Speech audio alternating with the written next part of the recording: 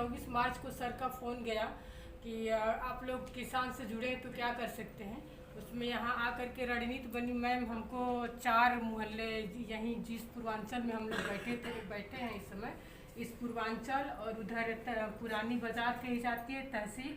तो हम पहले दिन तो गए उन लोगों के बीच और जा कर के मैम हमने मोहल्लों का ग्रुप बनाया। जैसे पूर्वांचल ग्रुप अलग बन गया, पुरानी बाज़ार का ग्रुप अलग बन गया और टीडी कॉलेज पड़ता है उधर का ग्रुप अलग बन गया। ऐसे हमने ग्रुप बना करके और व्हाट्सएप ग्रुप बना लिया और ये हुआ कि जिसको जो ज़रूरत हो वो लोग इसमें अपने ज़रूरत की चीज़ें डाल दें। और हर हफ्ते पहले 3 दिन तो लगातार मैम सप्लाई की, जिसमें कि उस समय सबसे बड़ी दिक्कत आटे की थी मैम। गेहूं भी कम था, आटे हर घर में जो है और चीज़ें तो थोड़ी सी हो जा रही थी, लेकिन आटे के लिए बहुत दिक्कत हुई थी। उसमें सीडीओ सर और डीएम सर ने गोदाम गेहूं का गोदाम खुलवाया था। तो ऐसे करके मतलब लोगों तक पहुंचाया गया।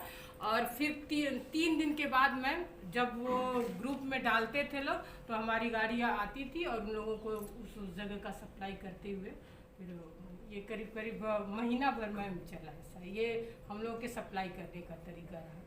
और मैम इस समय इसके पहले तो एफपीओ का कोई नाम कोई चर्चा नहीं होता था, लेकिन मैं तहे दिल से हार्दिक बधाई अपने सीडीओ सर को देना चाहूँगी कि उनके प्रयास से कम जौनपुर के हर जनपद में मैम करीब करीब 21 एफपीओ तैयार हो गए हैं। लोगों के बीच आपके व्यवहार और आपके जो क्रियाकलाप है इनका एक्शन प्लान को ले से हमारे किसान बहुत प्रभावित हैं। और ऐसे लगता है कि ज़िले में जल्दी ही जो भारत सरकार की योजना है कि किसानों की आय दोगुनी होगी, कुछ ऐसी गतिविधियां निर्णय सर लेने जा रहे हैं जिसमें कि मशरूम हुआ, एक बृहद पशुपालन की बात हो रही है देने की। अगर वो होगा मैम तो एक ही जगह जो शायद सुनने में हमने अभी पूरा मुझे उसके विषय में जानकारी नहीं है, सुन रही हूँ कि केराकत में 10 हेक्टेयर शायद कोई ज़मीन है जिसपे कि बृहद गौ संचालन का उद्घाटन की तैयारी हो रही है। मैम अगर वो उसका संचालन मिलता है तो मेरा प्लान है कि उसमें हॉर्टिकल्चर, उद्यान, ये मछली विभाग और कृषि विभाग और प्लस गाय, ये तीनों चारों चीज़ों को जोड़ करके और उसको उद्योग से जोड़ करके मार्केटिंग करके वहाँ महिलाओं का प्रोसेसिंग, निर्माण, सारी चीज़ें एक जगह जो है इंटीग्रेटेड प्लान की तैयारी है। जिसमें एक चीज़ और नए में मेरे मन में चल रहा है कि जो जल्दी ही गाय के गोबर का पेंट की तैयारी हो रही है, लॉन्च भी हुआ है, गडकरी जी ने किया है। उसका मेरा एक डायरेक्टर मैम ट्रेनिंग के लिए गया हुआ है, इस समय ट्रेनिंग चल रही है खादी कमीशन से या कैसे, तो वहाँ पे ट्रेनिंग ले रहे हैं। उसकी 5,000 फीस जमा हो चुकी है। तो ये आप हमारे ज़िले के प्रशासनिक सहयोग से संभावना है। और मैं आपको ये विश्वास भी दिलाना चाहूँगी कि संजोग से मेरी पुरानी कंपनी होने से जो भी नई कंपनियां बन रही हो, आज ये ट्रेनर, व्यवहारिक ट्रेनर के रूप में हमें रखा गया है। तो 4-6 महीना में मुझे लगता है कि जौनपुर में कुछ गतिविधियां एफपीओ की बेहतरीन दिखाई देंगी। इसमें एक चीज़ का आपके तरफ ध्यानाकर्षण करना चाहूँगी कि हमारे ज़िले के अधिकारियों से किसी तरह की अभी तो नहीं दिक्कत दिख रही है।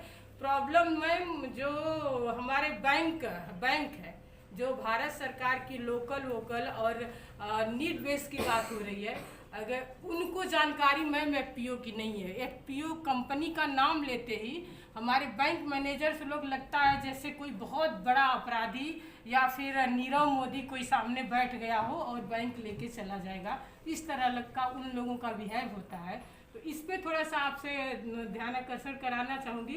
सीडीओ सर के लेटर का भी ध्यान नहीं दिया गया, अवॉइड किया गया। उन लोगों का कहना है कि एफपीओ अभी तो हम लोग समझ ही नहीं पा रहे हैं कि इसका गाइडलाइन क्या है और कैसे लोन करना है। इस पे थोड़ा सा आपका ध्यान दीजिए।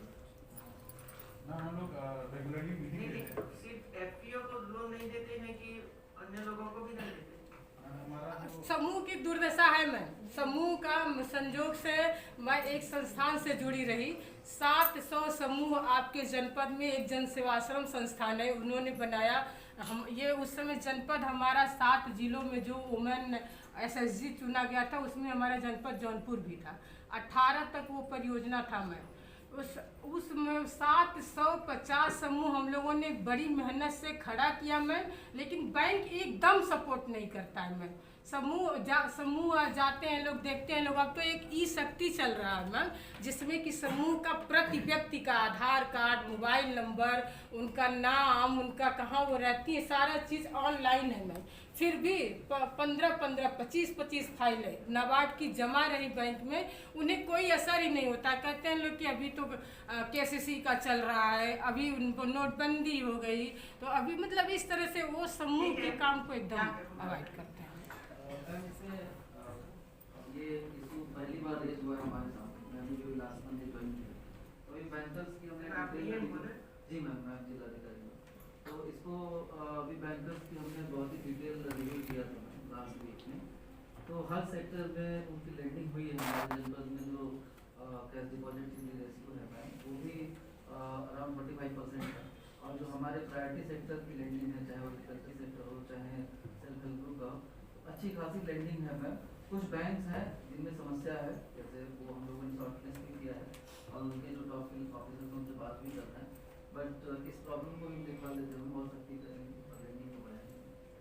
बाकी अगर आप इसमें हम लोग बैंक के साथ में रेगुलरली हर वीक मीटिंग करते हैं।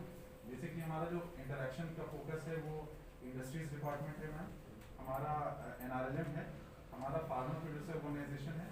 3-4 हमारे इंटरफेस हैं बैंक्स के साथ, तो उन पे हम लोग फोकस करते हैं मैम। और जहाँ पे कोऑपरेशन नहीं होता तो हम उनके जो SLPC है उसको भी हम इन्फॉर्म करते हैं। और कितनी एप्लीकेशन आई, पूरे रिकॉर्ड मांगो इसके पास से, कितना आपने किया, कितना बाकी है, क्या बाकी रहने का कारण क्या है। जैसे मैम जो आपने अभी देखा कि 209 जो है बैंक के साथ लीकेज एस्टैब्लिश हुई है, उसमें हमारी जो पत्रावली बैंक में पेंडिंग है अराउंड 200 to 300 पत्रावली अभी भी पेंडिंग है। तो उस पर हम लोग रेगुलर समीक्षा करते हैं और उस पर हम लोग फोकस करते हैं कि वो डिसीजन लें, आइदर इन पॉजिटिव और negative, but decision has to be taken. तो मैम उस पर हम लोग लगे हुए हैं। स्टेट बैंक है मैम, यहाँ पे यूनियन है, यूनियन बैंक में भी है। यूनियन बैंक, स्टेट बैंक वगैरह नहीं है। मैम स्टेट बैंक की कम ब्रांच है। नहीं, सख्ती करोगे, ऐसा तो नहीं हो सकता है। जब महिलाएं या तो कृषक लोग ये सब करने के लिए तैयार है और भारत सरकार, राज्य सरकार ग्रांट वगैरह वगैरह देती है, उनको भी देती है पैसे बैंकों को, और फिर भी ऐसे पेंडिंग कर देना सब। ऐसा करो, कल अशोक बुलाइए ये लोगों को, बैंक वालों को, और पूरी इंफॉर्मेशन लेकर आए। ऐसे नहीं कि हाथ जोड़कर इधर आकर बैठ जाए। पिछले 1 साल में कितनी एप्लीकेशन आई